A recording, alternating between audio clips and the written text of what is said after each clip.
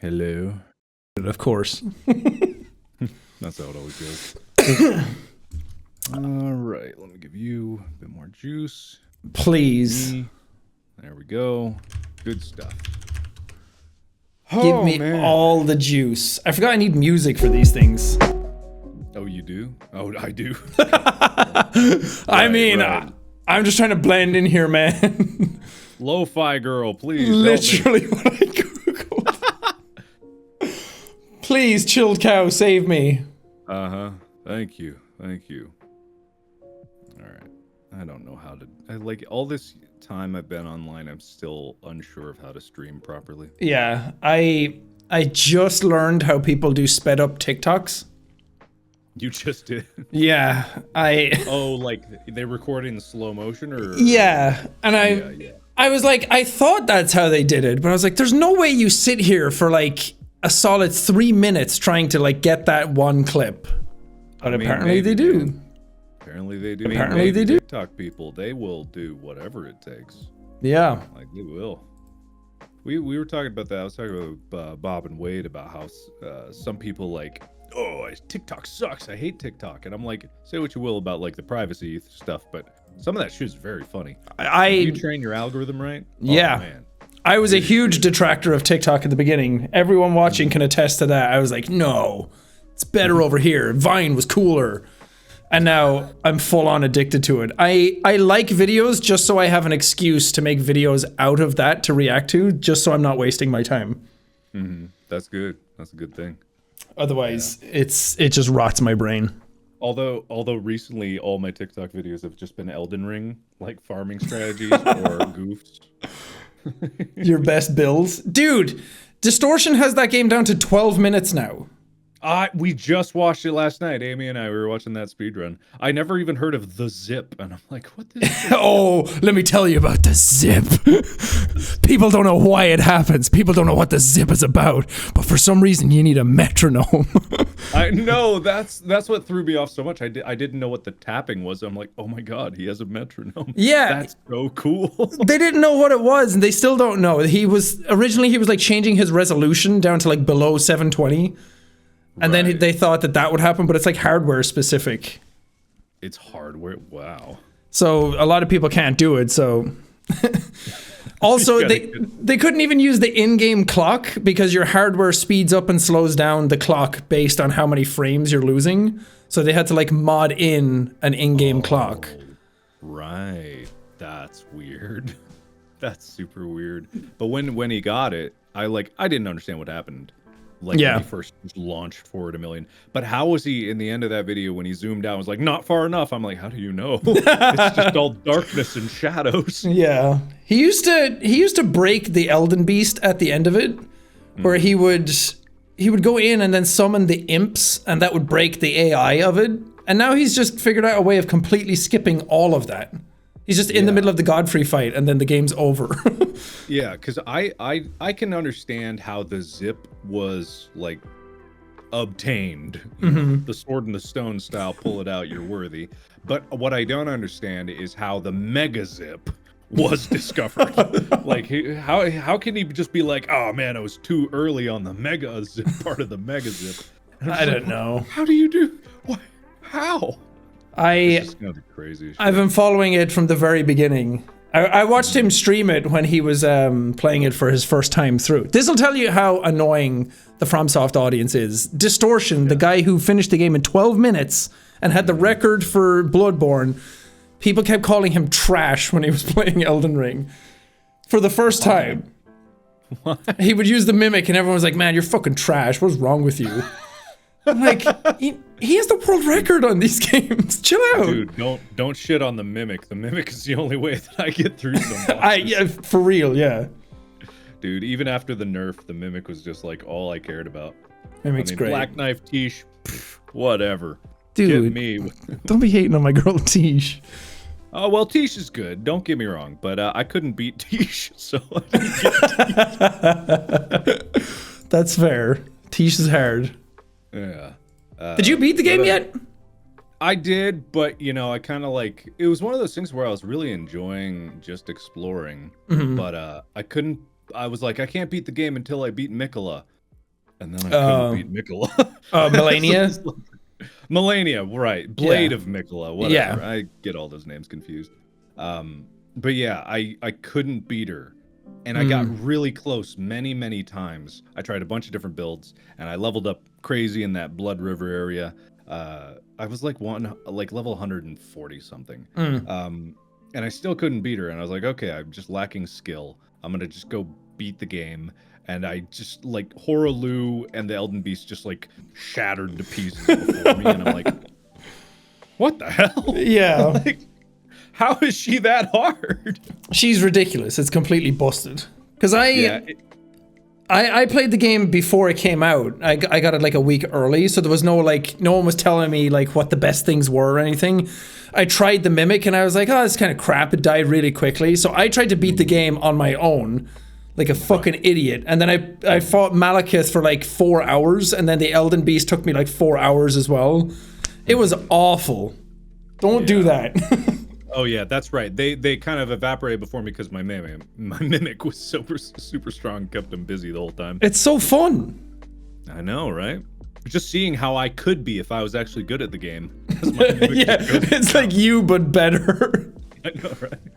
It's like, go me! Technically I'm winning! Yeah, definitely. Oh, by the way, everyone watching at home, we're just sitting, chilling, chatting, catching up. This is a vague thing for... Go watch In Space with Markiplier right now. Yeah. Go watch In Space, okay? I'm in it. Have you found me? Yeah, not everyone knows that you're in the show. I know. It was very fun. Barely anyone knows that Pokimane is in the show. I know. I didn't even catch her first time through. I went through it once, and I found my section, but I knew what it was because I saw the clip before I recorded the voice for it. Yeah. Or I mean that super in-person character that I was. Right, yeah. Which is so funny because I can't talk about the character that you were going to be. Oh. But it's like, if you would, like, I can't believe it didn't work out because COVID and stuff and you couldn't come in. Yeah. But it just so happened that there needed to be some drone voices. Wait, do I know who I was going to be? I don't think I do. Okay, good. Don't, because it's super secretive. Shh. Okay. It's secret. I was going to be Darkiplier. No!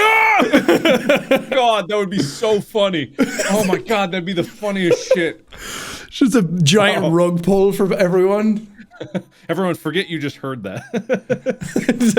For the next part. Quick, we gotta put it in.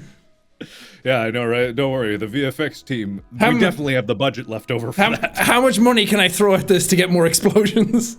I think I have like negative $150,000 in the budget. Let's make it happen. Just tell them you'll pay them later. Tell them you'll pay them an exposure. Yeah, well, about that. No.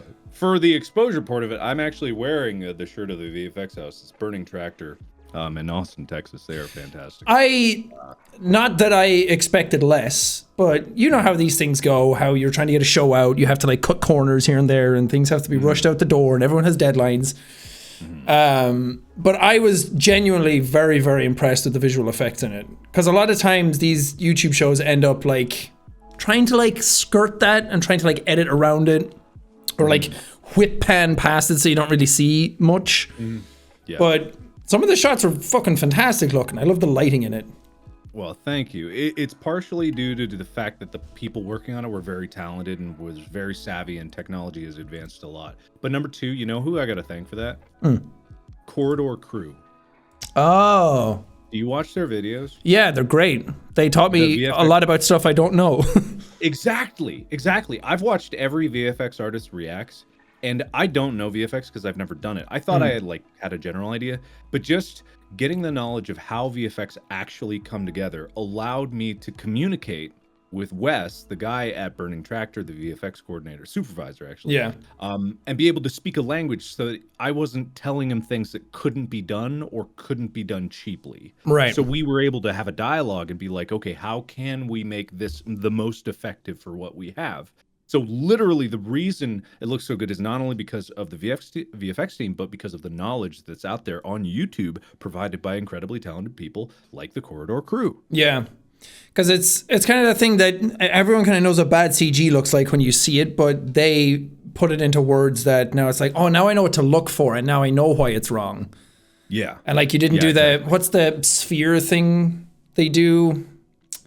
The sphere. Like getting like the lighting map, so you put like the sphere in, so you get the lighting for the. All my knowledge from the video. What is that called? I can't remember what it's called. HDRI, yeah. HDRI, that's right. Yeah. Yeah, that kind of stuff. I always like saw that and I was like, I know it's useful, but I don't know what it's for. And now I do. Mm-hmm. Yeah. All of that is just kind of crazy. The amount of like tricks that go into VFX and the amount of brute force that goes into the rest of it. Like anything on a green screen, I didn't realize this. It's not just magic, because you and I have done green screen stuff and you just drop Ultra Key on it in Premiere and you're done. When you key stuff for things like the show, you have to roto out to actually clean it up, even if there's a green screen. Like it has to, because you can't rely on it, because there will be some pixels that you can't see with your eye, but that are there that will spoil the effect. Roto all of that? It's easier said than done, because this is one of the reasons why it's good to talk to people beforehand, because it's much easier to roto a rectangular shaped window than it is a human head. So you keep the human heads out of the rectangular windows, or put them in the rectangular windows so that they can just be rotoed right out. Right. It's just like being able to talk with them really made that all come together. That's fun. It was fun. It was really fun. Like, it was also, hard work, but shout out to your best acting, the dummy. Is my favorite gag in the whole thing. It's so, just seeing it fly across the screen every time brings me back to like the good old days. Oh yeah, the good old days. Look, the good old days don't have to leave, man. They're still here. I didn't know we were in them until they were gone. I know, right? No, I'll never not do ragdolls. I don't even care if I get hired by a movie company to make some big budget anything. There's gonna be ragdolls. Yeah, that's your Gary's mod showing. Yeah. Oh my god, I love it so much. Yeah, it was just fun. I haven't checked out your documentary though. I literally just got back in town on Thursday. That's totally fine. You were much busier than I have been. No. It's no excuse. I could have. I was playing Elden Ring though. So You'll get around to it. It's there. I do want to see it though. I am kind of curious about the whole mythos that is the Jacksepticeye. Yeah, how did you get here? I don't know. I've forgotten most of it. No, I mean that's a weird one because it was filmed like 4 years ago. Oh really? Yeah, and then it was supposed to come out, and then the logistics and production side of it kind of got fucked and flubbed, and it was a bit of a mess, and I got kind of pissed off that it didn't come out as soon as it was supposed to come out, and then it just kept getting put off, and then the longer we had it, the more the kind of narrative that was in it shifted, because it was originally supposed to just be like behind the scenes and the tour, but then it was like, well, there's sort of like more to it than we can put in, and it ended up better for it, but then COVID happened and work slowed down for everybody, and I wanted to release it like an actual theater and go with people and like get people to come and watch it, and that couldn't happen, so it just ended up being a mess, but it came out well in the end, I think. That's cool. That's why I really want to see it. We did the crew premiere of Space at a theater, and like I really wish I had been able to do like some theater events for the show, because I basically took everyone's name in the beginning and I pulled it out of a hat and I let people pick.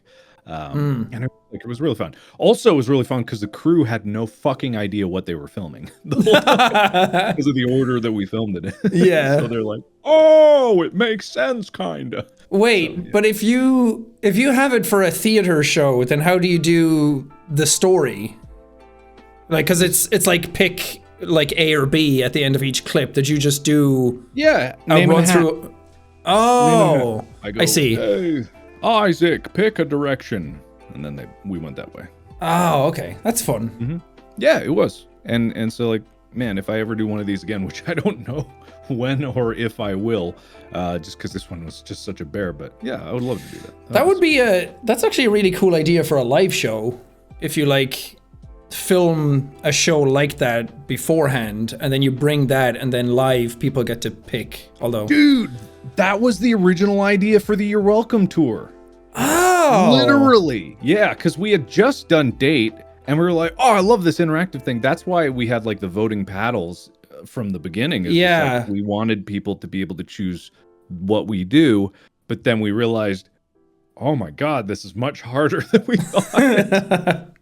And we've never really done a on-stage show before, so we gotta really redo this. I guess it's also because people watch you like they are now through a screen, so you don't really want to bring them to a theater just to have them watch a movie. Yeah, I know, right? Yeah, that was the other thing. It was like we did like improv, so we wanted to get some way to get like live stuff in there. Yeah. So it turned out great. I'm not shitting on the show, but that was the original idea. Yeah, no, the tour was fun. Mm-hmm. Yeah, good and bad shows. We had like, not bad shows, I guess, but with improv, it's a real hit or miss sometimes. Yeah. And sometimes when it misses, God, it misses. Yeah. Yeah, that's tricky because I scripted out all of mine, so I can't imagine getting up and not knowing. I mean, I guess you get into the same sort of patterns over and over again. Some jokes kind of come back and you know what bits land, so you can redo them. Exactly. But yeah. I can't imagine. We wouldn't redo a bunch, but we had like a grab bag of staple scenes that we were pretty sure were going to be good. Yeah, because I can do improv a bit, but it's the singing one that I can't fathom. Like I can come up with goofy songs on the spot a little, but I can't imagine like tying like a thread through it. But it's so funny because number one, it's easier than you think, just because people laugh at you messing up just as much as they would laugh at you getting it right. Right. Getting it right is just like, look how clever I am. But Bob fucking hated doing the rap battle. Like there was this thing where we would play the music and you do a song. I forget what the name of the game is. What the fuck? Anyway, and every single time Bob would get rap, and he would have to rap almost every single show, and he hated it. But Dan knew that he hated it. Was the music guy, and he just played it every single time. So did Bob do classic Bob and just deadpan it the whole time? No, he owned it because he's clever. He's a clever boy, and he can do what he needs. Yeah, for those at home who don't know, like we both did tours way back in the day. Jeez. Yonder years of 2018, the pre-COVID era, and the long ago. The long. That's what surprises me, because in the documentary, like I can say, yeah, it was recorded 4 years ago, but in the documentary, I said that I'm 28 now, and I'm like, oh fuck, I'm 32. I'm a different person now. What happened? Mm-hmm. Yeah. And it's weird to see everyone like in a theater without masks. I know, right? Yeah, I'll see a commercial these days and it's like at a convention, but everyone's just breathing 2 inches from each other's face. I'm like, oh no, oh no. Fucking gross. Yeah. Well, I don't know if you've said it, but I've had it. I don't know if you've had it. I have not had it.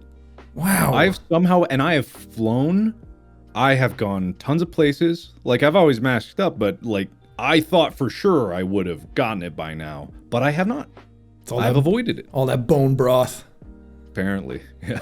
Yeah, because Evelyn didn't get it either, and I shared a room with her.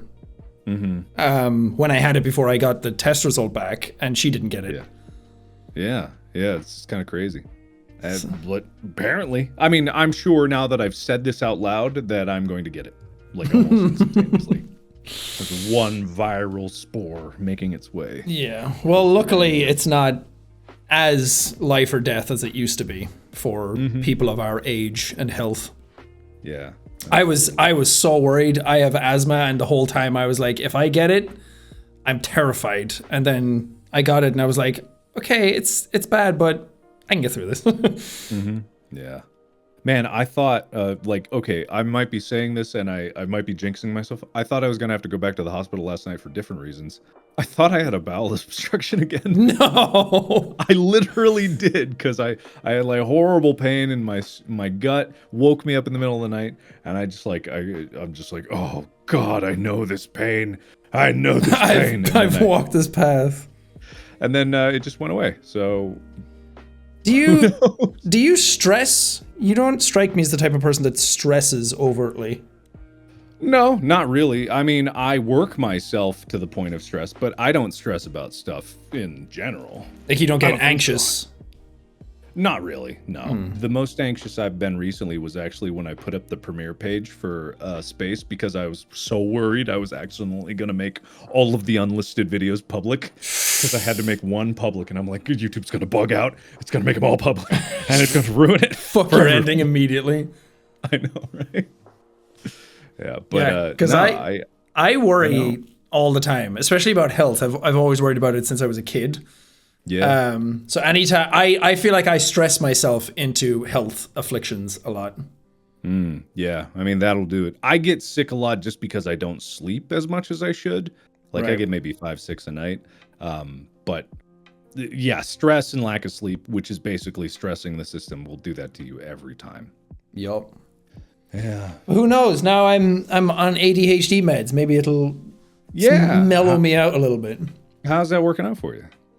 It's been good. We did like a 7-day trial, and then I met with my psychiatrist again yesterday, and she was like, because over here they're way more diligent about it, about giving out the medication and actually making sure you're on it. And I was on like half the dose that I'm supposed to be on, just to see if it handles my body, and I got blood tests and heart tests and everything done. Yeah. And then it's been good. I feel like when I took it the first day, I was like euphoric. I was like, this is it. Wow. Which she warned me about. And then after like 3 days, I kind of like settled into it. And now she was like, I want you to do like 2 days off every week. Just to kind of like, she was like, the efficacy of it just somehow is better when you do that. And just to like get your system used to it and give yourself a little break. I am not a doctor.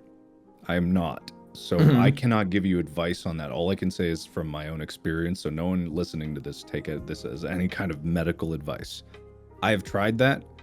The way I live my life is that I don't really take weekends off. Right. So technically speaking, because I need to work 7 days a week, I found that taking it without breaks is better. But when I did take a break, it messes me up for those 2 days. It's not really a break, but maybe that's because I did it for a long time.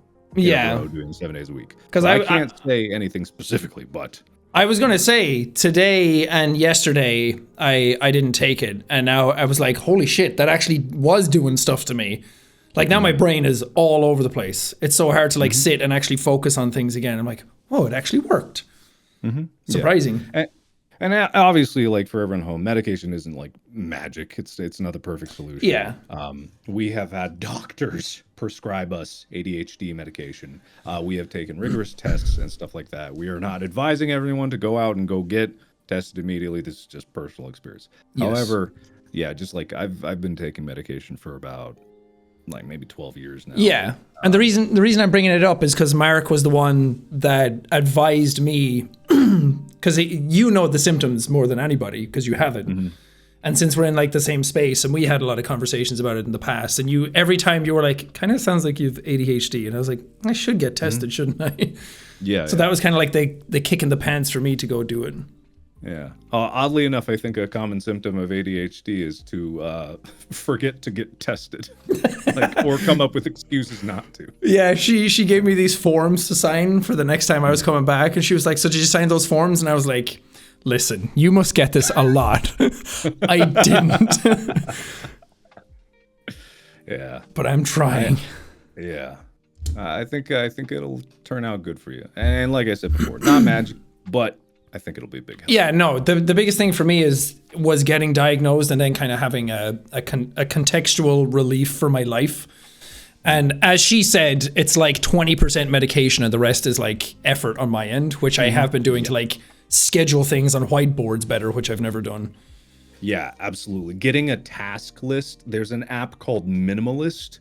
I believe it's free or it's very cheap. It's the most basic pared down app you could find to write lists and break your tasks up into the smallest possible increments. And then it doesn't matter if it's like, if you need to exercise, you're trying to run a mile, put it in like quarter-mile increments so that every time you run a quarter mile, you can cross it off. The smaller you break up your tasks, the better, because it will make you keep going for the next task. So breaking down your tasks into tiny things and keeping track of them is great. candy as a reward, as much as it seems like you're giving yourself dog treats, it fucking works. Don't ask me why. You're Pavloving yourself. Yeah, every time you cross something off your list, eat a piece of candy. It works. You will Pavlov yourself to success. Wow. I'm not joking. It sounds crazy, but there's a whole bunch of like ADHD. There's a subreddit about it. There's Discord channels about it. People can talk about it, but also just like I've got a bunch of tricks. Yeah, one of the ones she told me was a website called Attitude, but like Attitude with ADD in it. And I think I haven't looked at it yet, but I think she said it was like bite-sized like articles for you to get information through. I'm like, yes, it's like cereal box reading. That I can do. Yeah, that sounds like a good resource. Yeah. There's all kind of things. I mean, everyone's different. The biggest thing that helped me was just getting in a regular wake up time. Yeah. Like that changed everything for me. Once I started doing that, it was tough, but now I can't not wake up at 6 a.m. Which sucks because sometimes I want to sleep in and I can't. I've been waking up at like 9 a.m., which normally I'm like 11 a.m. kind of person. So I've been getting like earlier and earlier over this week. I don't know if it was meds or just sheer will, but I finally started getting up at a regular schedule. And today then I was like, okay, nothing really to do today until tonight. I'm just going to sleep in. And then I was up at like 9. Yeah. Couldn't do it. That is habit. And also, yeah, medication does mess with sleep. That is one of the biggest downsides. Yeah. But again, we're not professionals. Yeah, what do we know? We're idiots. Our psychiatrist told us what to do. Don't listen to us. We have ADHD. Yeah. I don't know what I'm doing. What's that over there? I am fascinated to know what the Venn diagram is of ADHD and YouTubers. Oh my God, probably. I think the reason we seek this out is like scheduling and being your own boss and not being in regimes that other people kind of put on you. Maybe. Yeah. I never worked well in the office, and I worked in many offices, and God, that sucked. I don't know. What did you do in an office? I was an intern for my engineering degree that everyone is making fun of me right now because I said I was an engineer in my show. But yeah, I actually did work like internships for engineering, and so boring. Paid or unpaid? Paid, thankfully. Yeah. And not bad money, more money than I had made at any job, for the least amount of work that I've ever done for a job. But to be perfectly honest, I would have rather been building decks in the middle of summer than sit at a cubicle and do 2 hours of work over a 10-hour day. Yeah. It's just awful. My boss would just be like, okay, you get to write one engineering report. And I was like, okay, the engineering reports that we made were 1 page. So I had to write 1 page, and that was my daily task. And that was all they would give me. All day? Nothing. All day. Jesus. All day. See, that sounds like a treat when you're younger. Like, man, I just have to do 1 page and then have nothing else to do. Because I worked in I've never done an office job, and I've never done many jobs, but I did work in like a construction place that reinforced like bridge beams. Mm-hmm. So you like stretch out the cables and then you fill the mold with concrete. And that a lot of that in the first like month was me walking around like cleaning up the place. And then it was like I wasn't allowed to touch any of the stuff because it was so complex. And I actually have a funny story about it, but I got so bored. I was like, I would love to be doing actual work now instead of just walking around doing nothing. Yeah, I know, right?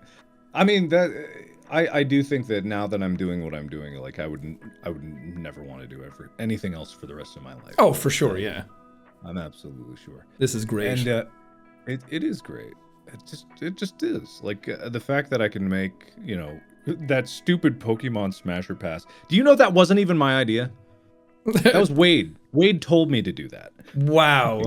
Because it came up in a conversation about Pokemon. I think we did an episode of Distractable, and then he was like, you should do a Smasher Pass. I'm pretty sure that was 100% his idea. And then I was recording because I had to go for an audio session in Texas for space, and I was like, I need content. Fuck it. I'll just do this. It's something that's going to eclipse in space by the end of the year. I know. It's so stupid. Just like Meow. Fucking Meow is my most popular video in the world. Look, a lot of people Because that's one of those videos, it went up and I was like, you motherfucker, that's genius. I'm so envious that I did not think of that idea. And I was like sitting there going like, that's perfect YouTube content. I was like, son of a bitch, he can't keep getting away with it. Literally just shat out the whole time. I was like, I shouldn't make this video. Literally the whole time before I recorded, I was like, this is a dumb idea. Afterwards, I went, I shouldn't post this. I sent it off. Lixian just made it. And I was like, I was in Texas, I was like, I guess I don't really have more content. I'll throw this video up. See, that's what's fun. I'm so sick of what everything on YouTube is. Have you ever gone to the trending page recently where every thumbnail looks the same and it's all Fortnite, Minecraft, FIFA? Yes, I have. And then this comes out and I'm like, yes, this is what YouTubing is. It's so fun. And that's something that I kind of got in my head about last year where I was like, I'm not uploading as much, so everything I upload has to be like something worth watching. But I want to do that kind of stuff more again, where it's like, if I have a dumb idea, I just want to do it instead of like thinking about it too much. Yeah, I've always learned that the ideas where I go, I don't know if I should post this, means I should definitely post Exactly. this. It's never failed me. And if you get cancelled, you can always just apologize after. I'm so sorry. I'm sorry I smashed that ice cream Pokemon. I had an error in judgment. I have had a severe lapse in judgment. Has anyone come out with an unapology video where they're just like, I would like to never apologize for my behavior. Yeah, I fuck accept you. Everything I've done. You know what? You should apologize to me. Yeah. Great video. And I was like, I want to do something like that. And I was like, well, I can't do the same thing because everybody else is doing the exact same thing. Like, it's not really fun to just repeat the exact same piece. But I was like, what would Mark do if he was to do a sequel? And I was like, FNAF. Perfect. Oh, you did a FNAF? Yeah. I gotta watch that video. I didn't see that. It's very derivative, but... oh, no, everything on YouTube's derivative. Who'd you smash? Who'd you pass? Give me the rundown. All the glam rock ones except Monty, because fuck Monty. Oh, yeah, I could see that. The original Freddy, of course. I honestly can't remember who I smashed. There are so many animatronics. Did you know there's ones made out of like wood? What? And there's cyberpunk animatronics. There's stuff made out of like ice.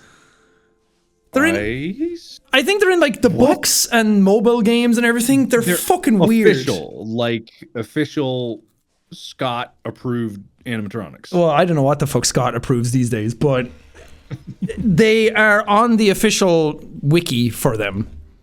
Weird. I know they were doing that game that was supposed to be like all the other FNAF fan games. Oh, FNAF AR, apparently. They're like skins. Oh, right! AR! I should know more about that game. Yeah. Yeah, it's weird. The ones a bunch of weird ones. The ones at the bottom are so bizarre. So I'm just on your channel right now. Just like biting. Are you biting a fidget spinner? What are you doing there? What? What am I doing? Your ADHD. Oh voice? Yeah. I was talking about ADHD toys. I realized that I used to use like sticky tack. You know, you put up posters with. We have a version of it called blue tack in Ireland that I realized that I used to do a lot when I was a kid in school. And now I'm like, oh, it's an ADHD thing. It was like a fidget. And then I saw Ethan did a video on toys like that, and I was talking to Evelyn about it. I was like, I should do that. Now that I have it, it's a good excuse to like talk about like the diagnosis. Yeah. But yeah, that's a gummy thing. Sure. I'm a terrible example. I was helping Tyler with some stuff. We were moving some boxes around, and then he had a fidget spinner in one of his things. I was like, "How do you use this?" And then the rest of the day, I was spinning the fidget spinner nonstop. Oh. And by the end, God, I almost walked out of his house with a cup of ice water because he got it for me after everything. He was like, "You thirsty?" I was like, "What do you got?" "Water." "Okay." And I walked out the door with the cup in my hand. I was like, God, I am so a classic me. Anyway, I'm watching your Smash or Pass video. Please validate me. Well, oh, did you smash Frankenstein, Freddy? I don't know any of them. Yeah, that's fair. That's fair. Dude, I don't even know half of these. And it started to get to a point where I was like, the ones with teeth, they start looking a little different after the first 10. The more teeth, the better. What is this snowman? What is that? Right? What are these? Oh, weird. So bizarre. I think that was the biggest outcome of that video, was how many there were. Right. Okay. Anyway, your turn. Oh, no. You got a gold record for All the Way? That got 100 million? Yeah. Does that count? Yeah. Apparently, YouTube streams are like half of a music stream or something. They have a pinned comment on it going down through the numbers. So because it hit 500,000 technically, or whatever, 500 billion. Oh yeah, Shmoyaho. Yeah, so it says. Oh God, Shmoyaho, what a fucking hero! Like the show. I don't know if people were listening to the music and they detected it, but the "Space is So Cool" song is woven into the show. Oh, neat. It's like the opening theme. It's more prevalent in part 2. Spoiler alert, everybody, go watch the show. There's gonna be a part 2. There's a part 2 coming out. There's a part 2 coming out. But just like, oh man, they just did such a good job with. And all I said to them was, hey, can you just like make a few simple like melodies of "Space is So Cool" in so it's such and such different ways, and then like the film noir universe, like I heard that jazz and I was just like, oh, what the fuck? Super talented. Oh, holy shit. Yeah, those guys, they deserve so much more. Like they really do, because that like Songify stuff was really big like 5-6 years ago, and sadly it's kind of like dwindled with algorithm changes and everything, but they deserve the world. It's like any kind of channel that takes a long time to make content. You know, they can't just pump that shit out because it's music and they're musicians and they're trying to like edit these shits and green screen all this stuff. It's tough. And so like they deserve the world. If you haven't listened to Shmoyaho, go listen. Go to their channel. Give them a sub. They're like give them anything. Well, don't do that to them. Hopefully they're on TikTok though, because I feel like that stuff would click really well with that. I think they have been doing some TikTok stuff. At least one of the Gregory brothers has. But yeah, because they did the musical thing for Heist as well, right? Yes, they did that musical, and really incredibly, they did that musical. God, it's a wonder that ever turned out. Have I ever told you the story of how we filmed that one? No. Oh my God. Okay, it's not like an incredible story, but we filmed that whole piece. This is talking about Heist with Markiplier now. The prison section was actually filmed in a still operating mental hospital. Wow. There was a part of it that was shut down, and we were allowed to film in. We were only allowed to film there like for certain hours on certain days, because otherwise we would be interrupting services there, and like the patients there would be able to hear us, and we had to be very quiet. So the only time that we could film was like 10 o'clock at night, starting at 10. And we have a dance choreographer there with us, and it's 10 o'clock at night, and I guarantee you this lovely lady, who I can't remember the name of, does not work the midnight shift in dance choreography. So she was very tired, but she didn't show it. She was incredible. And we learned the entire routine, every part of it, in a cumulative 30 minutes. Jeez. That is all the time that we had to get everything set up ready. It is a miracle that we shot that at all, because the outside portion where we go into the yard and like people are lifting weights and stuff, my assistant director tells me there's no way we can get this because it'll take 10 minutes to set up. We have 15 minutes until we go to lunch, and then we have to go film something else. And I'm like, 5 minutes is all we need. One take, and we got it. And I literally had to sprint while they were setting up everything to all of the individual extras. I was like, you're going to do this. We're going to do this. You do this. You do this. We're going to play the music. And then it was like, okay. And Isaac's looking at me like, we only have one take to go. And we fucking nailed it. We nailed it first try. Every other shot that night, later that night, we fucking nailed it. 1 or 2 takes. Boom, done. All the extras were incredible. Everyone was astonishing. And even if they messed up, which they did, it looked charming in the final video. It was all good. So that's crazy. That was a mad dash, dude. That day was nuts. There's still mental hospitals? Oh, of course. Of course. I mean, I say of course. Is that weird? Well, I guess just the terminology of calling them a mental hospital, I think, has changed maybe. Right. Yeah. I'm probably not even using the right terminology. I did that the other day because I was on the airplane and I called the flight attendant a stewardess. Oh. And she looked at me like I was straight out of the 1950s. Because I don't know why that's the word in my head. It was just like, oh God, I'm so sorry. You're right. I don't even know if it's like insulting, but it's just like, oh man, that's just the word that jumped out.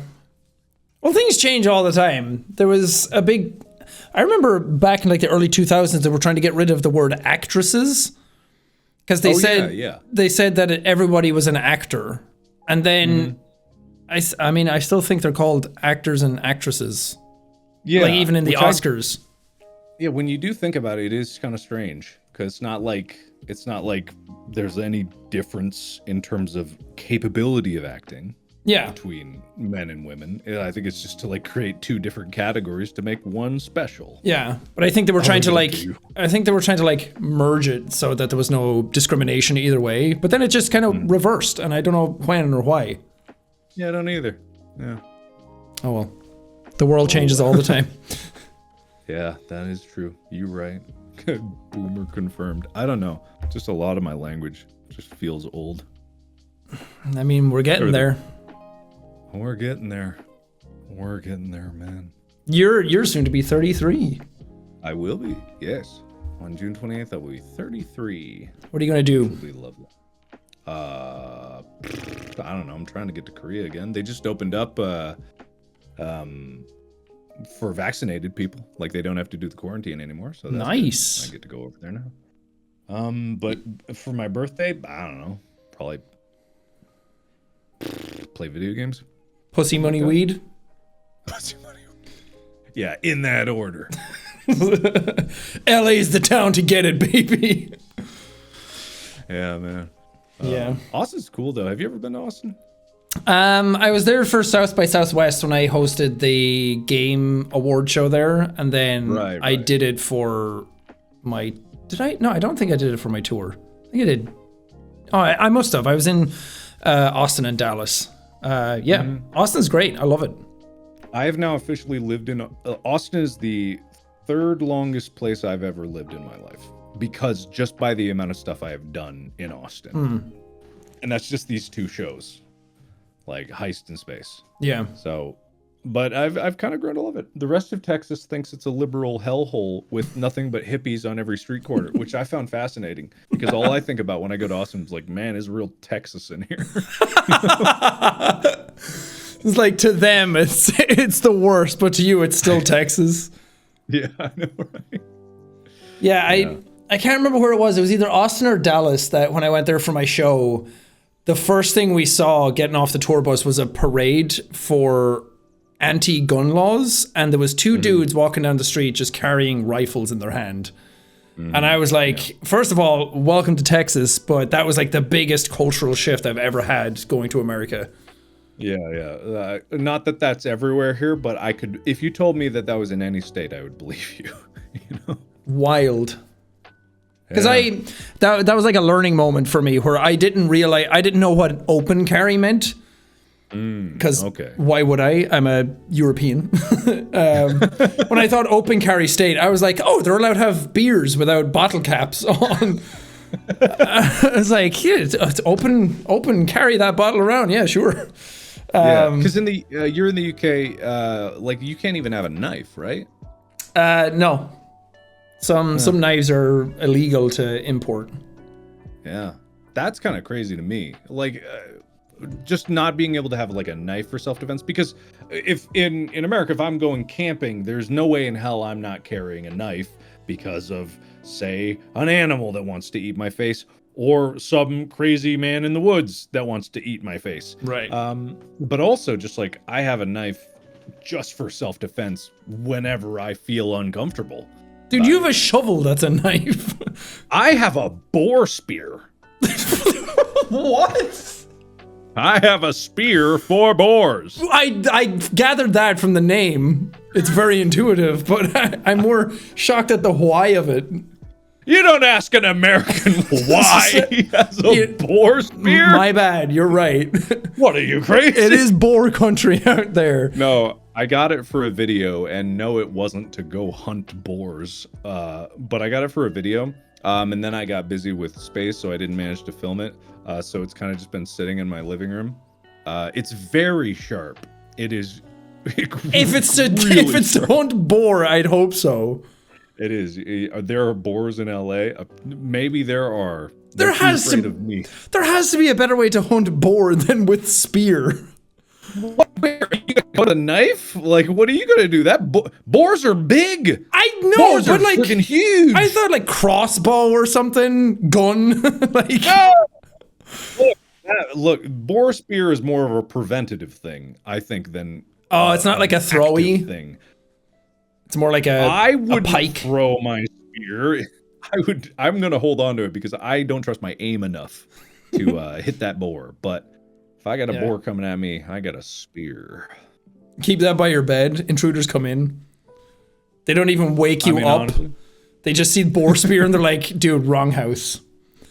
This is the protagonist. Get out of here. If they see katanas or something, like, I freaking weeb, but if they see a boar spear, they know. They know I mean business. I mean, you can get knives in England. People keep saying in chat now, like, I cut bread with my fingers. Like, you can get knives. You just can't get, like, exotic knives. Right. Like, you can get, like, a camping knife and a penknife and a Swiss Army knife and those kinds of things, but you can't get, like, a butterfly knife or stuff intended to, like, kill people. Oh my god, yeah, no, I wouldn't want a butterfly knife. I don't even know if a butterfly knife is intended to kill people. I think that's intended to chop your fingers off. There was this guy on set, his name is Mike, and he constantly had a real sharp butterfly knife with him on set, and he would be like practicing with it in between shots and stuff like that. And by the end of the shoot, his fingers were so cut up. Yeah. And he was just like, yeah, man, I'm starting to lose feeling in this finger. I'm just like, dude. Severed nerve. Because Felix messes with like the fake ones, and he gave me one, and I was like messing with that, and I kept like bashing into my hand. Granted, I'm not, I can't do it. But I was like, man, if this had a blade on it, I'm literally going to lose lots and lots of blood. Exactly. I think even in Team Fortress 2, the Spies is a single blade, like a forward blade butterfly knife. There's some people with, like, it's sharp on both sides of the knife. Oh, God. How does that work?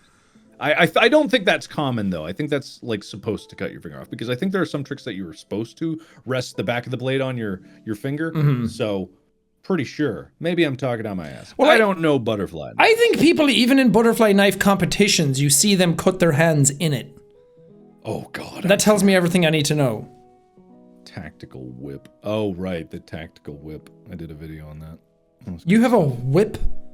No, I had one. I did an Amazon self-defense video. And there was a tactical whip. That son of a bitch hurt. I would not want to be hit by a tactical whip. And it's not even a tactical, and it's not even really a whip. It's a piece of, like, threaded metal, you know, like a metal rope. Probably that thing that you worked on with bridges. Oh. In a plastic tube. Oh, God. It hurts. That's a club. Basically, yeah, it's a club that's slightly flexible, and I mean slightly. Yeah, like a fucking police baton. Yeah. Damn. Honestly, that would do the job. Yeah, that would stop me. So you said if I was trying to attack you, it would stop me. You said fuck all that boar spear. Amazon doesn't have what I need. Wait, where do you buy a boar spear from? Amazon. You can no. Look, man. I was gonna search Amazon, but it wouldn't show up on UK Amazon.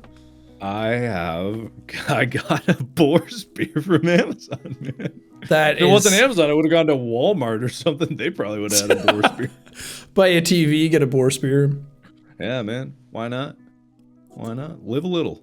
God, man, you gotta get in the American spirit. Yeah, what do you go to Dick's Sporting Goods for otherwise? Shoes? Yeah. Come on. The greatest sport of knives all. in them. Boar hunting.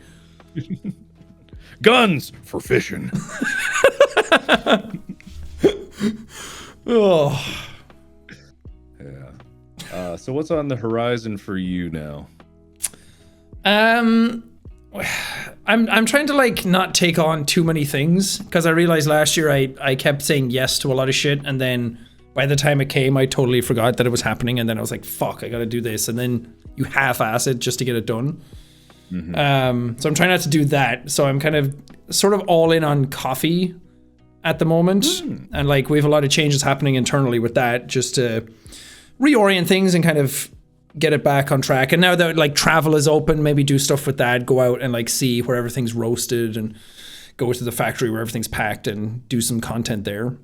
That would be cool. Man, we should have done something for space, because you know how we have all the coffee mugs. Like, man, I didn't think about that. That would have been perfect for it.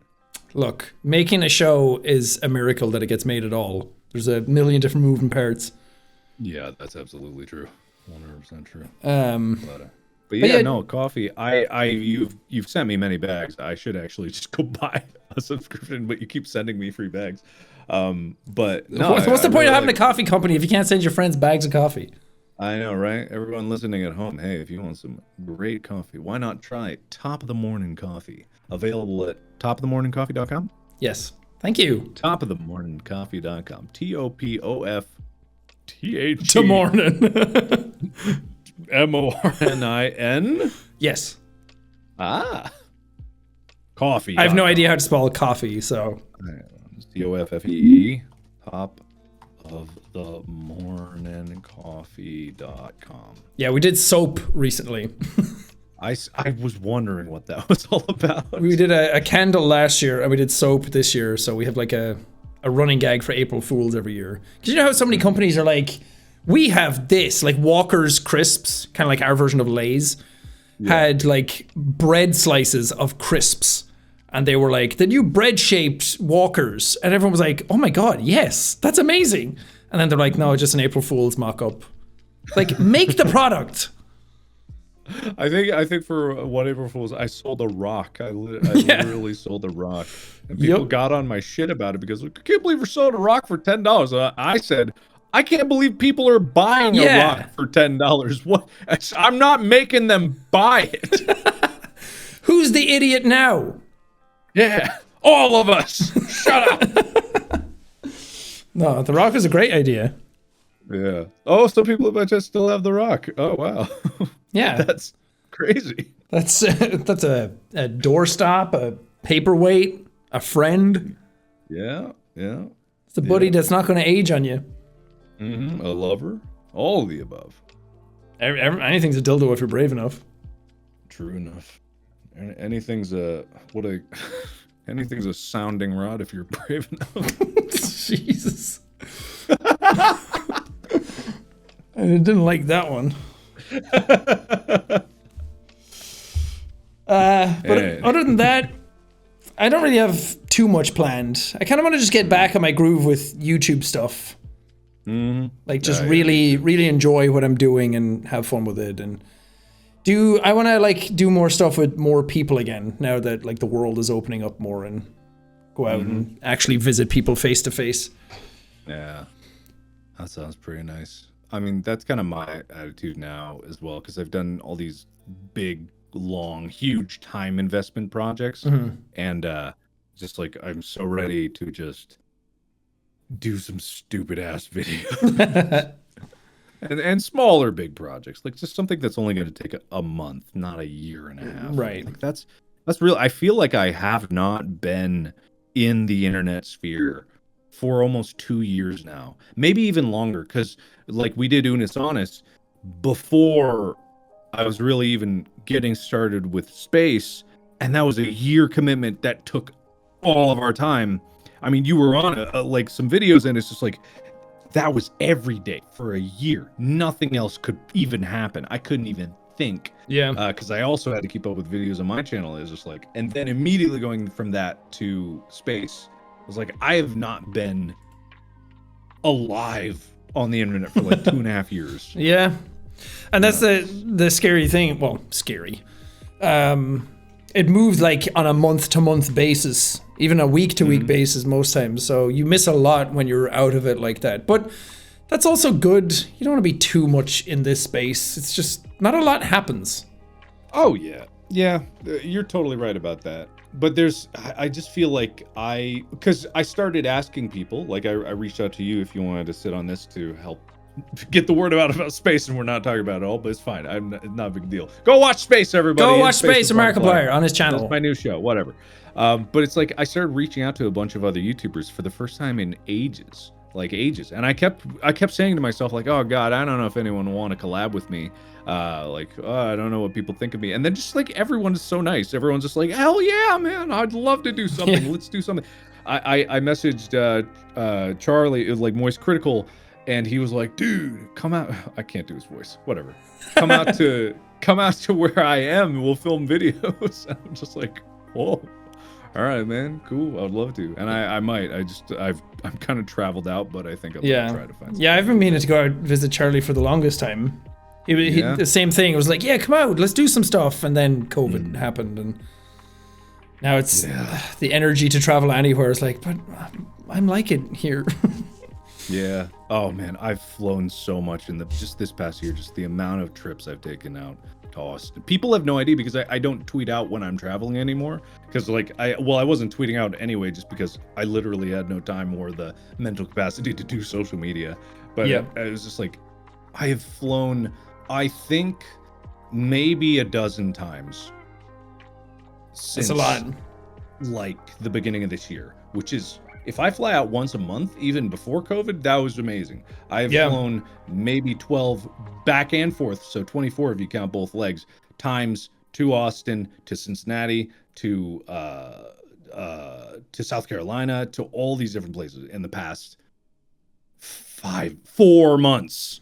It's not even half a year yet. Yeah, I used to travel like 10 times a year, and that was a lot. So, fucking hell. Yeah. But now I'm kind of done. Now you're a homebody. I'm a homebody. Yes, I am. I cannot wait to just enjoy some home for a bit.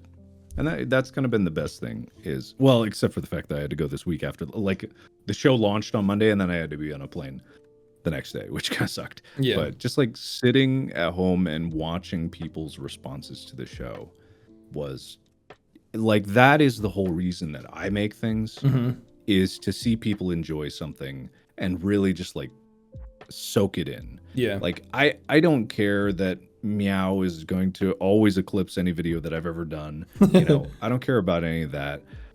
Whenever I have worked on something and I see people feel about it the way I was hoping that they'd feel about it, like all those nuanced emotions, all the stuff about it, it's just the most incredible feeling. It's indescribable, except as someone who has felt it before. When you make something and like talking to other YouTubers, like people can actually relate to that feeling of just people enjoying what you make. It's the only thing that keeps me going. I mean, okay, that sounds depressing. No, it's the only thing that really keeps me going in terms of creating, and it's enough fuel that like gets me to the point where I'm happy if I can do this for the rest of my life. Even if the audience size changes, I don't care. If I get to make things for the rest of my life, I'm a happy man. And so because there's it's great that a lot of people know who you are, and sure, it's great to be able to do it as a job and be financially stable. But honestly, you can't do it for this long, like you or I have been, if you don't also enjoy interacting with your community and actually having them. Because we've seen YouTubers like come and go and fall off, and a lot of that is due to them not actually caring about their audience, because they'll just drop it at any sign they can. But I think if you're on YouTube for any length of time, it's because you like seeing people's reactions to what you make, and you make it for them. And I mean, I'm sure your show has 1,000,001 references that only people in your audience would get, and they're in that because of that reason. Yeah, that's the most crazy thing. That's why I'm so appreciative of like Shmoyoho making those songs, just because that number one, it's good music. It's great for the show. It works. It fits. But it's so much more special for the people that understand where it comes from. Yeah. That only comes from like really caring about the people watching your stuff for a long period of time and staying true to like that idea. And it's just like, man, I wish more people on YouTube understood that. I wish more people in the creative sphere in general understood that. Yeah. The kind of like, it's not, you owe something to the people that watch your stuff. I owe something to you watching at home for giving me the chance to do what I do. Doesn't matter how much success I have. There's an unspoken connection there where you give me your time, and time is the most valuable thing in the world. I have to make that time worth it. Yep. Like that's the contract. And if you keep trusting me with your time, I will give you better and better stuff as I get better as a creator. And that's the whole thing for me. I'm sure that there's other reasons to make stuff, of course. But Smash or pass on Pokemon, baby. Worth your time. You know it's gonna be worth I mean, it's popping off and started a trend for a reason. Clearly, that's what the internet wants. So it's what it needed, not what it deserved. Of course. Oh no, it's what it deserved, not what it needed. The internet deserves much, much worse. Yeah, but it's also really cool when a stupid idea, you know, I think that's just, I have no excuse for that. I really don't, but it is cool whenever I'm like not able to post a consistent schedule that at least the people watching at home can trust me and be like, okay, he must be working on something special. Like it's that trust that I never want to betray, and that I make fun of my audience all the time, and I do betray that trust all the time when I trick them into like thinking that the trailer is changing when I'm watching it 100 times in a row. But I do appreciate that trust. It's always going to be special to me. Yeah. I mean, that comes with years of actually like building on your promises. I mean, we all break promises all the time to our audiences, but if you actually don't have anything to show for it at the end of the day, then people leave and move on. But clearly there's something there. You're just so goddamn attractive. You're just a himbo. That's why people are here. Yeah, you too, man. You too. Just us attractive. Just us Giga Chads holding down the two pillars of the gaming community. I mean, you're not wrong. You're not wrong. No. Yeah. Well, I think I don't know. This is just really nice to catch up with you. Yeah. Likewise. I didn't know how long you wanted to go, but I mean, I've nothing for the rest of the night, so whenever you want to call it. I technically have stuff to do. That's totally fine. You're much earlier in the day than I am. Yeah, I for everyone at home, and you haven't seen Space, which I don't know why you would be here and you haven't seen it, because we have an unspoken contract, and you trust me, right? You trust me. Go watch In Space, because there is a part 2 coming. Spoiler alert. And that is technically why we're here doing this stream. Not only to catch up, but to do Mark a solid. And he worked very hard on his show, and it's worth watching, and it deserves eyeballs. And I know a lot of people in our audiences share across both channels, but in case that net can catch any people who don't know about it, then you can go watch it. Oh, well, thank you. And if you guys at home didn't know, Sean is in the show. I am. I'll leave it up to you to find where. It doesn't take too long to find me, but I might surprise you. A few bad decisions. I think it might only be one bad decision down the road. Look, that's how everybody finds me in life. A few bad decisions on YouTube. You're on my channel, baby. Yeah. So go check it out. It's on my channel. Enjoy it, because I've got some cool stuff in the work to post in between now and part 2 that I need to go work on literally right now. Yeah. I have to. So, but thank you, Sean. It's good to talk to you. And if you ever want to work on stuff together, absolutely. We'll come up with something big this year that we can both do. Big, yeah, definitely. Huge. Both get naked. I mean, that would be huge. Nude calendar 2. I've been thinking about it. Maybe a collaborative edition. We just get a bunch of other YouTubers to be involved. Yeah. That'd be good. Yeah. That's good. Nice. Oh, also, side note for other people in the show, Pokey is in the show. Yes. You have to find her. You hear her voice multiple times throughout the show. So go right in your comments. Well, try and find us and then go to the comments. Don't just cheat. Yes. Yeah, watch it multiple times to see if you can find us. Yeah. All right. Well, I'm gonna go do stuff that I should have done before I started streaming. The email. Yeah, let's record something with the guys soon. Yeah, well, let's definitely do that. If you don't want to, if you're taking time off, that's fine. No, God, no. This is where I'm going to stock up on videos so I can actually be at a regular schedule by the time I'm done with my interim work between this show. No, we should play Bigfoot. There was this other 4-player horror game that came out recently, and then you mentioned something that came out recently. Didn't you? A while back? It was like a month. Must have been months ago. My timeline probably. Things a month ago. But there are many other 4-player games out there that we should definitely play. Yeah, for sure. Oh, Bigfoot also. That's not what I was thinking, but definitely, yeah, Bigfoot. We should play Bigfoot again. Because we could not get him, the three of us. He's a big lad. All right. Yeah. All right. Everyone at home, I'm not going to rate anyone because you got to go watch In Space with Markiplier on my channel. Go now. Do it. Excuses. Go now. Even if you've already seen it, you have to go now. Please. I'm begging. I'm asking nicely. Please. Okay, thank you. All right. I'll talk to you later, buddy. All right. See you later. Bye. Bye. Cool. All right. Cool.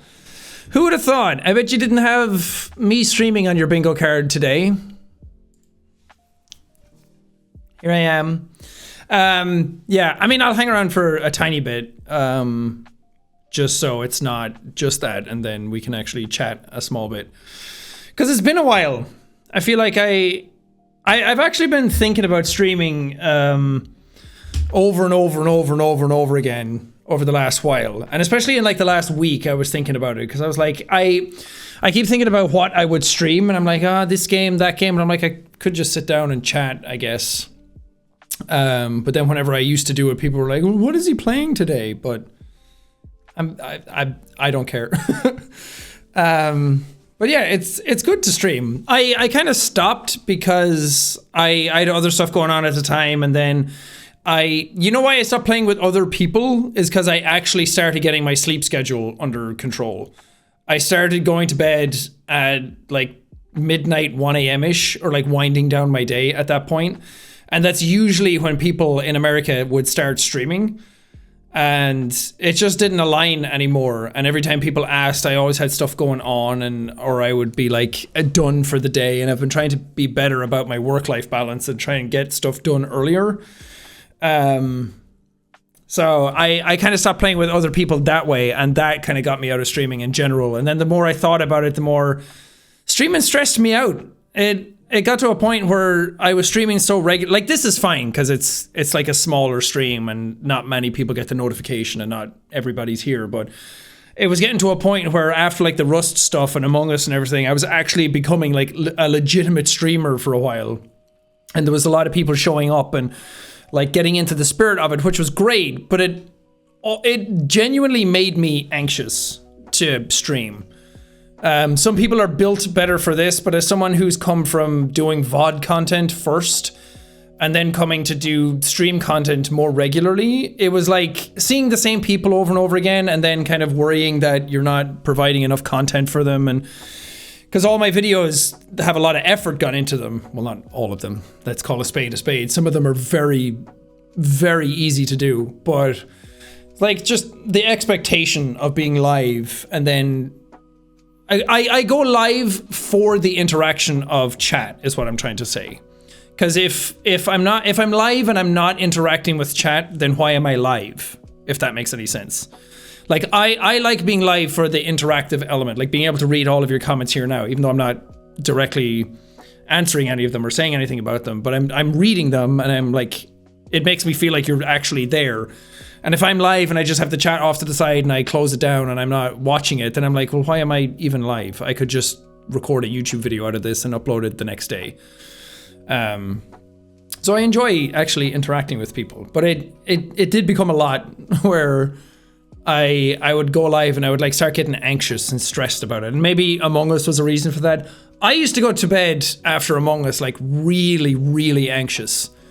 Because a lot of people, a lot of people were able to play that game and leave the stuff at the door and then go to bed without it. And in my brain, I could tell myself that, but I'm a very emotionally driven person. I'm a very empathetic person. So I put myself in people's shoes a lot, and playing Among Us would just stress me the fuck out, where I would go to bed like going over every scenario in my head again, being like, man, that person sounded mad. They're not actually mad, but it kind of sounded like they were, and that kind of stuff. So I just couldn't handle it.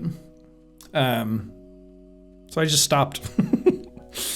But thankfully over the last like while, things have gotten better. Like the ADHD stuff has been helping a lot, because just getting that diagnosis and figuring out like, yeah, you're anxious for a reason. Like I got diagnosed with ADHD, obsessional health anxiety, and something about ideation, and just general anxiety as well.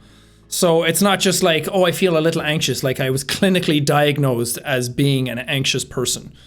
And I also, I worry about like health stuff a lot. And whenever something's happening, it's like, oh, what is that? Like today I just had some brain fog, and I was like, that's it. There's something in my brain that's going wrong. I'm getting early onset dementia. I'm just going old. Like I catastrophize a lot about that stuff. So I'm trying to get that under control. But yeah, there's a lot. So the ADHD meds though have been helping a lot, getting me sort of regulated, and like getting my, like actually writing down my schedule. See, this is how my brain works. Whenever I get any sort of task to do, I'm like, okay, cool. My manager kind of deals with a lot of stuff like that and reminds me when a call has to be done or whatever. But I see that, I go, yes, I will do that on that date. Then it completely goes out of my brain until an hour before it has to happen. And then I'm like, oh shit, I forgot I had this call. I can't do this thing now. And then we do the call and I come out of it. But then trying to organize anything and trying to schedule like a big block of stuff gets really, really overwhelming for my brain. So I just don't do any of it, and I just shut down basically. But then that stuff's always in the back of my head being like, you should have been doing this. You should have been doing this. And then I start getting anxious about that, about all the things that I'm not doing. And then I just do nothing. And then I procrastinate a lot. And that just like makes the anxiety worse. And then I'm like, whenever I sit down to record videos, I'm like, what should I do? And then I kind of like pick something off the top of my head here and now, and then I record it instead of planning anything out. And sometimes that's fine. Sometimes I think I work best in the spontaneity, but I think actually writing down what I'm doing, like those Chill as Art games that I've been doing, I like wrote down on what day I'm recording them. And I recorded Chasing Static yesterday or the day before. And I had that written down. I was like, you're doing this that day, because I kept putting it off knowing how long it was. And that's a game that I did the demo of, and it came out. And then I was like, I should really get to that, and just didn't. It's the same with Far Changing Tides. I did loan sales all in one shot, and even sitting down to like record a big long uninterrupted video like that these days is hard for me to do, because of not being able to like sit and like focus on something for that long. And then Changing Tides came out, and I was like, I should really do that. And then I put it off because I feel like it's too long and I'm not going to be able to sit here for that long and record it. Unless it's something that I'm super extremely into, I have a hard time doing it. And now I know it's not because I'm an idiot and not because I don't like what I'm doing. It's because I have ADHD, and makes things a lot better. So that kind of, knowing that, I was really worried that I would go to this psychiatrist and then she would come back and be like, you don't have it. And I'm like, shit, then it's kind of just me being a fuck up. And not that I can blame everything on my ADHD, but it contextualizes it a lot more and puts a more positive light on it for me. So now I'm like, there is something in my brain that's pulling me back from things instead of giving 110%. But I still need to put in a lot of effort to get things done. But now it's kind of like more positive, where I'm like, okay, I can work through this.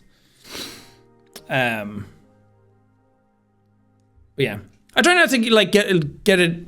I try not to let it get in the way of work. And the content I'm making, and still have fun with what I'm doing. And I still really enjoy what I'm doing, but that's probably why a lot of stuff just kind of like stalled over the last couple of years. And again, with the ego content, that's something that people have been asking for so long, and something that I've been working with people on to like figure out what a narrative. I don't have a show planned. I don't have anything like that, like in the works that I'm holding back from you, that's like in pre-production or anything. But that would be the hope. And for the longest time, I just didn't want to say anything about it, because I'm like, eventually it'll happen. Eventually it'll happen. Eventually it'll happen.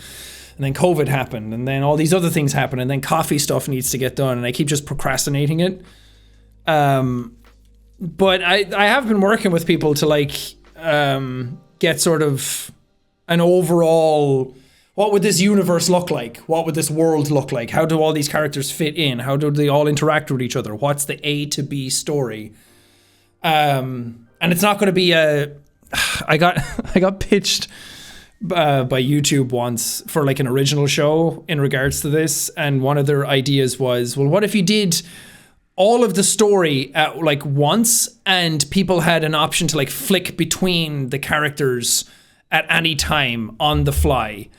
And I was like, that sounds awesome on paper, but that's more of like a one video idea kind of thing, like a tiny like bubble of an idea to do that. And then all the story has to happen all at once, and then people are able to like flick between it on the fly. And I was like, that sounds awesome, but that would not tell a good story.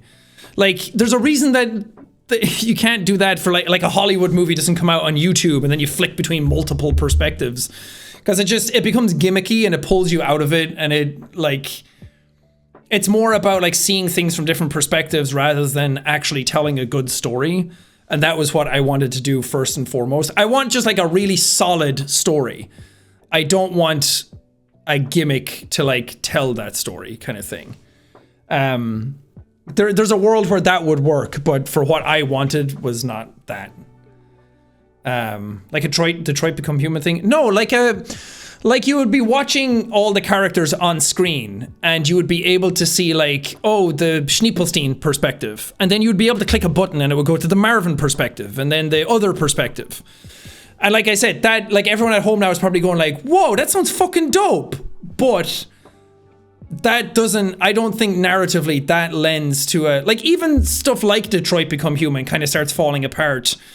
And the story isn't as tight-knit as it could be if it's just one perspective or one like camera angle, or like say like an Avengers movie. If you were able to flick between all the characters, it pulls you out of it. You don't really get that true emotion out of it, I don't think. Plus then it's like, well, how do you film it then? Is it a POV? Is it first person? Are you just having locked off camera angles? And like people wander in and out of camera angles? It just sounded like an absolute mess. And to do a whole show from that perspective just made absolutely no sense to me. I was like, I just want an A to B story that's really well told if I can do it, and that was it. So that is, if I want to do something narrative driven at some point. I've wanted to do it ever since I did the anti video back in 2016, so a long time ago. And ever since then, I've wanted to do something bigger with that. But every time I like pitched it or kind of came up with ideas for it, it always felt like something was going to hold it back. Like either the budget would hold it back, the visual effects would hold it back, and it wouldn't look as cool as I wanted to. I wouldn't be able to act well enough. It won't be written well enough. So it's just kind of been like a lot of things where I'm like, if it's not the way I want it to be, then I just don't really want to do it. And I don't want to just put it out there just because people are asking for it. But I still want to do a narrative thing, and I have for a very long time. And if I was to do it, it would be an ego piece. At least that's what's always in the forefront of my brain. Whenever I watch stuff, I'm like, oh, that would be a cool idea. Or like, I could adapt that to like do this. And that's just how my brain is. So it's not that I don't like ego content anymore. It's not that I don't want to do it. And there is other stuff, like when I did it, it became a big thing. And then like Mark got back into doing ego content as well. And then people kept comparing them a lot. and people kept asking for more stuff. And then when something would come out, it was kind of disappointing for some. And there was just a lot of like chatter around it where it kind of took my energy out of it, where it became unfun. And I was like, yeah, I don't really want to do it if it's not as fun as it used to be. And that's why some of them were like kind of half-assed, and some of them just weren't really like thought out, because it was me doing it for the sake of doing it. But yeah, it would be cool to do something with them. I have a decent idea for it. It's just trying to like figure out how that works. Chase was good though. Yeah, Chase was me putting a lot of effort into it again. And you can tell because it turned out much, much better. And I really like that. But I do have a lot of ideas for other stuff as well. Every time I think of something narrative, I'm like, how do I fit that into the ego project? And then I'm like, well, maybe it shouldn't be. Maybe it could be a thing on its own. So who knows what I'll do. Maybe this year, now that I have like ADHD sort of under control and trying to get things together and trying to like organize things a bit better. Also not taking like my YouTube stuff as seriously and being able to like take time off whenever I want. I was going to say something else about it. Now I forget.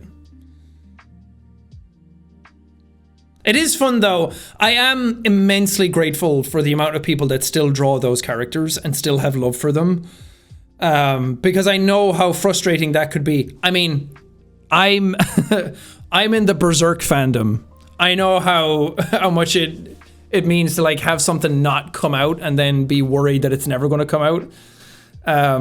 And of course that has a much sadder ending, but I know how frustrating it is to be into these characters and be in this community and like really want content out of it and to not get it. And I know how starved everybody is for that content. And it does make me feel a little bad that I haven't had anything for a while, but I'm just hoping that whenever it does show up again, that people are into it.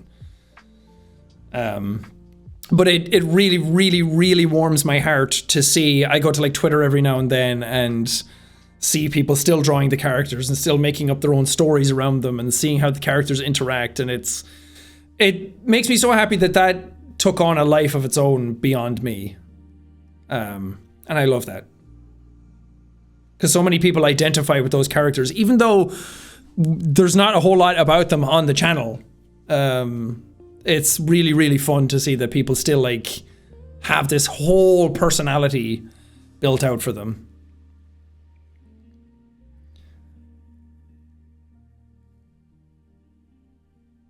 New Subnautica 3 coming out? Yeah, I saw chatter around that. That's cool. Hopefully it's better than Below... Wait, Subnautica 3? Are they calling it that? Because technically Below Zero wasn't Subnautica 2. It was like a spin-off. At least that's what they originally intended for it. But hopefully it's better than Below Zero, because that was a bit of a letdown.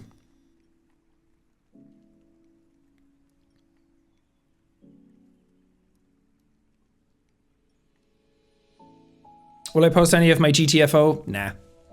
It's been too long now. I just like those sessions because I got to play with the guys again. And that was fun. Will I do God of War Ragnarok? Yes. Is this the part of the stream where everyone asks for every single game under the sun and if I'm going to do it? People keep asking what characters are evil and what characters aren't. Would it... I know you're asking for fun, but would it benefit you if I actually just said, yes, this character's evil, this character's not? That would absolutely ruin the fun.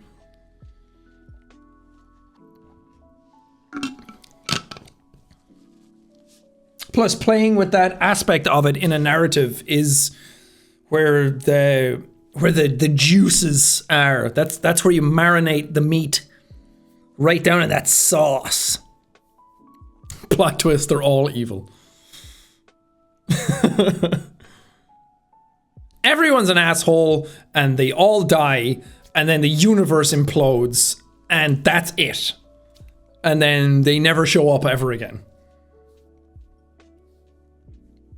What am I drinking? Water. Oh, that was another thing actually. I went to a nutritionist a while ago Because I've always kind of, I mean, you guys know, I had a colonoscopy last year to try and figure out my digestive issues. And it's always kind of been a thing. Like, I get stomach acid from the most basic of things. Like, I'll eat something completely normal, and then it'll give me acid reflux. And that's always been something that I'm kind of trying to get under control. I figure out what foods kind of upset me and stuff. So I went to a nutritionist and did like food diary, and I'm on all these different types of supplements, like different vitamins that I've been lacking, and just trying to get my health in check. But I'm drinking lots and lots of water. I got this big bad boy that I've been terrible about it today, but every other day this week and the week before that, I've been really good. It's 1.5 liters, but she wants me to drink 2.5 liters. So I'm trying to work my way up from this. But I figure if I can drink 1.5 liters was her base to be like, get that in you every day. So I'm drinking this much every day at least. And it honestly has made such a massive difference. I used to wake up with headaches every day. I would just wake up having slept wrong in a bad angle. I would have a headache, tension headache. My back would be sore. I'm like, I guess I'm just getting older. Like, I know I should work out and probably eat a bit better, and that would help. But drinking water has been the biggest factor for me. It makes you piss like a fucking racehorse, but drinking that much water, I don't get headaches anymore. I haven't had a headache in like 2 weeks, I think. Straight fucking water. Yeah. It's been great. I highly recommend it. I mean, it's one of those things where it's like, we all know we should be eating better. We all know we should be working out. We all know we should be drinking more water. But until you do it, you don't realize how effective it actually is. Because it took me like a good week to get into it. And then after that, it started to really take effect. Yeah, you gotta take care of yourself. I'm 32. Like, I know I'm not old, but it's definitely like 28-ish onwards, definitely 30 onwards is like, you start feeling it. You start like hurting a lot easier. And I'm not saying that as like a joke kind of thing, like, oh, I'm a boomer, but you really do. And when you're that age, it's like, okay, that's the moment where you kind of have to get your shit together. It's like, if I want to be healthy in my 40s and 50s, I can't start later. I need to like get my shit together now. Or some stuff that I'm doing now, the habits that I'm doing. Like, if I'm not working out, then sitting in this chair playing video games all day is going to fuck up my back in the long run.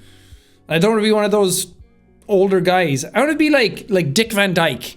I saw a clip of him on TikTok recently where he came out during a musical of Mary Poppins, and he's 96 and he was dancing. He like came out, if you told me he was 70, I would have believed you. Somebody, I think the TikTok said he was 93, and then someone in the comments was like, he's actually 96. Let me fact check that. How old is Dick? How old is Dick Van Dyke? 96. And he looks like he just turned 70 last week. And he was dancing, he was like moving his legs around. It was phenomenal. And I was like, man, I mean, I know nothing about Dick Van Dyke other than he did an awful British accent in that movie. But I'm like, yeah, I want to be like one of those guys. Maybe not, I don't aim to get to 96. I mean, hopefully, knock on wood. But I'm like, I just want to be healthy when I'm that age. I think playing video games is already good enough for like dementia and stuff, because that's like problem solving and spatial reasoning and hand-eye coordination, and that kind of like keeps your brain going. But I don't know. I mean, of course, I'm not trying to put a bummer on things, and you don't need to dole out sympathy or anything like that. We've had a long time to go past this, but because of what happened to my dad last year, that's like the stuff that you have to start thinking of. Like, I think about that and I'm like, okay, if I want to get to a better age and I want to take care of myself and I want to like hold on to my brain and like just be a functioning human being at that age, then I gotta take care of myself. So I think now is the time to like do that. I started with a personal trainer, because I'm good at training myself. I mean, I've put up pictures before. I got in great shape years ago. And I've always been good at that. And I mean, I have a degree in fitness, so that helps. But I know what I'm doing when I go to the gym, but it's that motivation factor. And Evelyn's been working out with a personal trainer for over a year now. And it's done wonders for her for that habit. So I've been working out with a guy here in Brighton that is really highly rated, and he's phenomenal, super fun. Absolutely kicking my ass though, because we're doing like interval training, like HIIT workouts. And normally I go to the gym and I'm like lifting weights, and that's my favorite type of workout. But now I'm like, okay, I want to like functional health. I want to like move better. I want to be able to stretch and be flexible and be fit. Because my asthma holds me back as well, which you can hear. But I also want to just, I don't want to get like big. I don't want to get like visually super like fit kind of stuff. I just want to be functionally healthy. And he's been helping me, but my God, his workouts are intense. I went to do his workout and we did a tester, and then I performed a lot better than he thought, because I have like muscle memory for a lot of the stuff that I used to do, but my fitness level was actually higher than I thought it was. I thought I let myself get out of that a bit too much. And then when we got into like the proper workouts then in the next couple of weeks, my heart rate was all over the place. My heart rate hit 192 at one point. Not for very long, but it hit 192 in the middle of like a cardio movement. And I was like, holy shit, okay, I need to just hold on for a second. That's like, if that sustains for any length of time, that's very dangerous for you. But it's been good to like challenge my body again. But it's been fun. It's good to have a trainer that's like keeping me on schedule, because there is kind of like a guilt factor to it where I don't want to let him down. And that shouldn't be your motivating factor for working out, but it definitely helps. 96 is dangerous? No. 192 is dangerous. Your max heart rate is supposed to be like anecdotally like 220 minus your age, and that's supposed to be like your max. And the older you get, the lower your max heart rate has to get, because if it gets higher than that, you risk damaging your heart. So I'm 32, so my max heart rate is still pretty high. But if you're like 60 years old, obviously 220 minus 60 is a big difference. But yeah, if you struggle to go to the gym and can afford it, I would suggest a personal trainer. They are very expensive though. Because it is hard to get that motivation to like work out. And we have a ton of great equipment downstairs that I spent a lot of money on, because I was like, I want to have like a decent home gym with like a cable machine and everything that I want to do. But you still have to get in there. And I have a hard time. I get a lot of like seasonal depression, which I am in the wrong country for. But when like winter hits, I like bundle up, and I don't get like sad or anything. I just lose all motivation to go into the gym because it's very cold in there. So over winter, it's like, man, I gained weight. I need to get rid of that. Any VR soon? I want to. It's just look, I level with you. I'm too lazy to set it up. I bought a really, really high-tech VR headset that it's like, I'm not going to say how much it was, because it was far too expensive for what it is. But it was for like medical training and like 3D modeling, so you could like see stuff, how it works, and it has like so much stuff in it. It has eye tracking in it. An X-Jario. Yes, I bought one of those. Or a Jario or Vario, I can't remember. But it was very expensive. And I was like, this is the highest end piece of VR headset tech you can get at the moment. And it had like stuff in it that tracks your eyes, so it like blurs around it, and it like tracks your hand movements without any controllers and shit like that. But it works with Steam VR.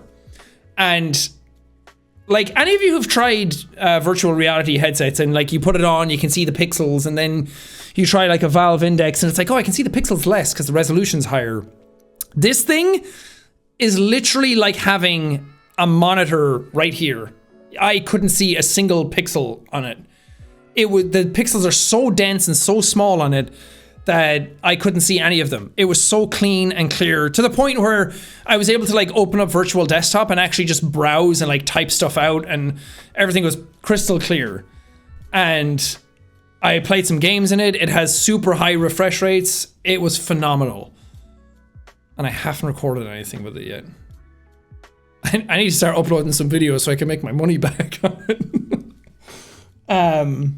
But it is just kind of a fucking pain in the ass to set up virtual reality stuff. And then the games are like, they're fun, but they're not like, oh my god, I'm so glad I set this up. There's a couple of them, but like Half-Life Alyx, after that, I'm like, yeah, there's nothing really else that's out that I really want to play. Don't really want to play Beat Saber because it'll get flagged and copyright claimed. But maybe. I saw Hitman VR came out, and I'm kind of like, that's a fun one. I want to try that. But it's like, because I would do my VR here, and then I have to reset up all the lights. I have to like move the camera over. I have to get the microphone ready. I have to calibrate the VR. When you have it on, it's like, oh shit, is it actually recording? Is it frozen? Like, is my mic coming in? All of that stuff where I'm like, I could just sit down and record something else that's just as fun. Oh, Resi 4 VR, yeah. I saw Evelyn play a bit of that, and I played like the beginning of it. That was really fun. But Hitman VR, I love those Hitman videos I did. Remember when I streamed Hitman here? I genuinely think that I made better Hitman videos because I streamed it here with like a live audience than I would have if I did it as a YouTube video on its own. Because I feel like I was trying to make you guys laugh as I was playing it, and I feel like I work much better in that environment. I feel like that's why my live shows were a lot more fun to do than sitting down recording videos. Because I work better that way, like the spontaneity and trying to like get a laugh out of people. And then you just edit around that for YouTube and just take out the best bits, and then you have hilarious jokes. And some of those videos I'm really, really proud of. They're fucking hilarious. I watched one of them again recently with Evelyn. I don't know why it showed up on my feed, and I was like, I like this video. And I watched it back and I was like, these are good jokes. And that doesn't often happen with a lot of my content. But I have been having a lot more fun with my videos recently. Like the Chill as Art Games stuff has been really fun. The Elden Ring series I think is really funny. The episode that went up today, I had a great energy for when I started recording that. And that was, I think there's some good jokes in that one as well. It's just been a good time to make videos, you know?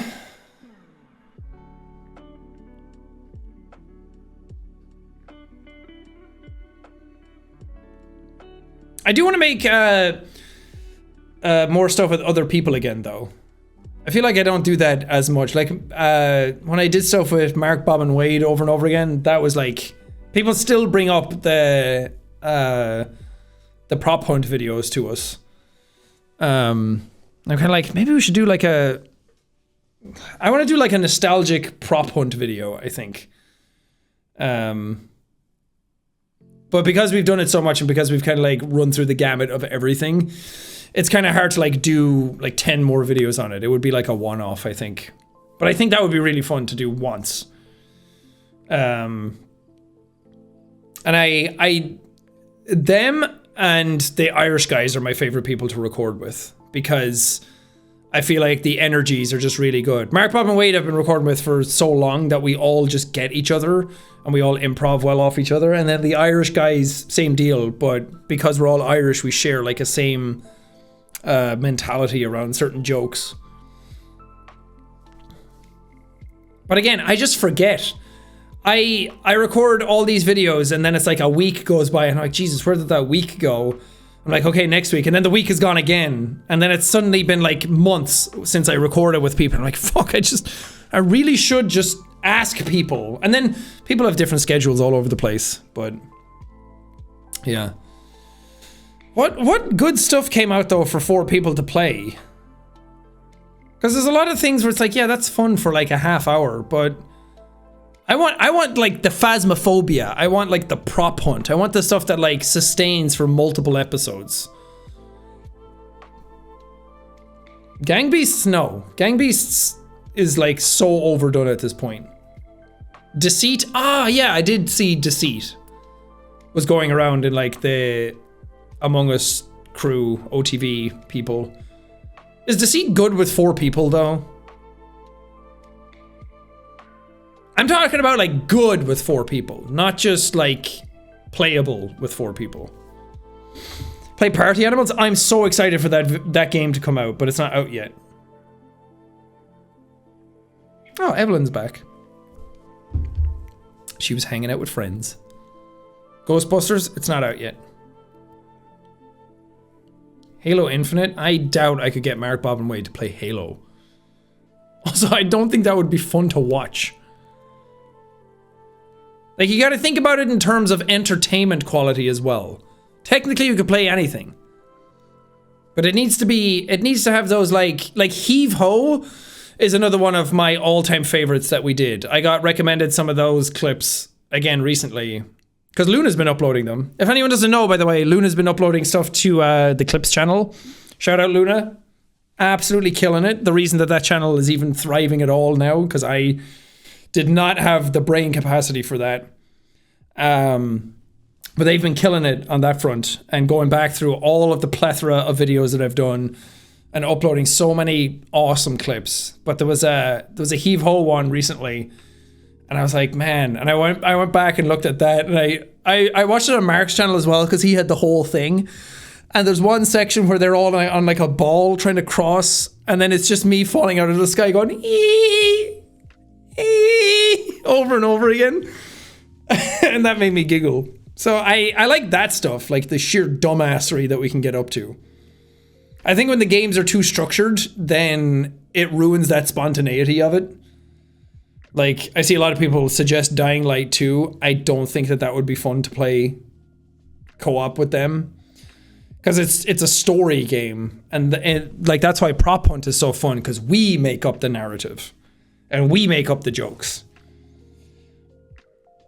And that's why Heave Ho is fun as well, because, I mean, it's just built for it. But I'll figure out something. Maybe brainstorm some stuff, and then we can do shit together again. Because it was nice when we were doing GTFO weekly, and then like Space was happening, and I had some stuff going on as well, and everybody just kind of got busy, so it fell off. But that game is really, really fun. I love how connected we get playing that game. Because there's a lot of people who do that game and co-op it, and a lot of people who are like, they're either like amazing at it, or they're able to like speed through it, or they know everything and they've played it a bunch. But I think Mark, Bob, Wade, and I have such a wonderful chemistry with that game that I feel like it's some of the better... I'm a toot our horn. I'm going to say it's some of the better GTFO content on YouTube because of that balance with everything. Because we're not amazing at it, and we take our time, and then we're methodical about it. And we've played it a bunch, and like, we know that we can get into that game and like run up to things, like smash them in the head, and then run off to the next one and get a room really quickly. But we take our time and we build that tension, and we let the game sort of speak for itself the way it's supposed to be. And then we all have our role. Everyone clicks in. Everyone has good ideas when we play it. Everyone gets at least like one good strategy per playthrough, except Wade. And then we all just like coalesce really, really well, and like our brains all connect except Wade. And then we just do the levels really, really well. We all have like our own specific job, and we do them really well. Except Wade, who puts his turret in the wrong place. Nah. Wade does that on purpose.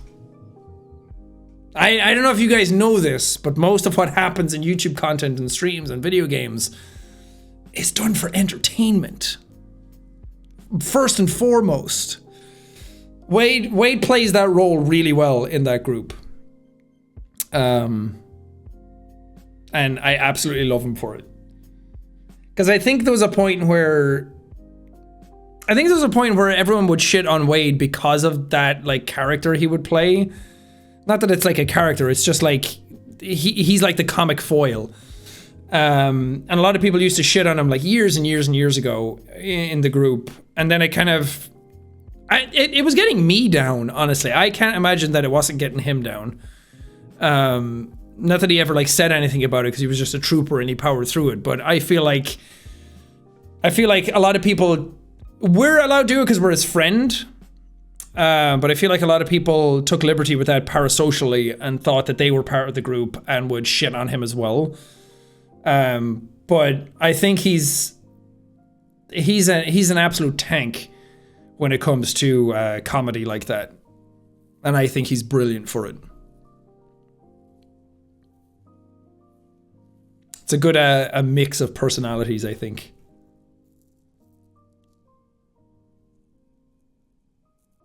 But yeah, I should reach out to them and come up with a game to play. I mean, there's always like the classics you can fall back on, like Uno and stuff, but I want to do like new things, new exciting things. And I haven't uploaded a video with them in it in fucking years, right? What's the last one I uploaded with Mark, Bob, and Wade on my channel? Does anyone know? Because I've played with them and we did the GTFO stuff, but I didn't upload it on my end. Was it GTFO? Yeah, that would make sense. Yeah, I'll figure out something. But that's on my agenda.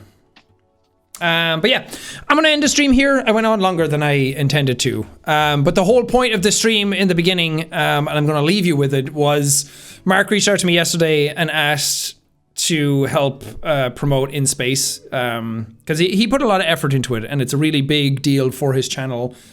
And I know that he would do the same for me.